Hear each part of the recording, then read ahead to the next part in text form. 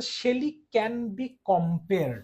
এই কম্পেয়ারের ক্ষেত্রে একটা জিনিস মাথায় রাখতে হবে, যখন সিমিলার বস্তুর সাথে, যখন সিমিলার কিছুর সাথে সিমিলার কিছু তুলনা করা হয়, অর্থাৎ একই জাতীয় জিনিসের সাথে একই জাতীয় জিনিসের, অর্থাৎ একই জাতীয় একই জাতীয় জাতীয় জিনিসের সাথে জিনিসের জিনিসের সাথে তুলনা করা হয়, তুলনা করা হয়, তখন তখন কি বসে?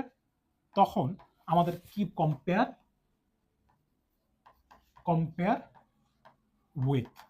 আর যখন একই জাতীয় জিনিসের সাথে ভিন্ন জিনিসের, অর্থাৎ ভিন্ন জিনিসের তুলনা করা হয়, জিনিসের তুলনা করা হয় তুলনা করা হয়, তখন compare compare to.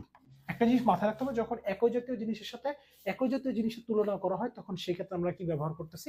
Compare with. কিন্তু একই জাতীয় জিনিসের সাথে যখন ভিন্ন জাতীয় জিনিসের আমরা তুলনা করি, তখন সেক্ষেত্রে আমাদের ব্যবহার করতে হয় কম্পেয়ার টু। সো এখানে বলছে শেলি একজন কবি, নজরুলও একজন কবি। সো এইখানে আমাদের কি ব্যবহার করতে হবে? Compare with. ঠিক আছে?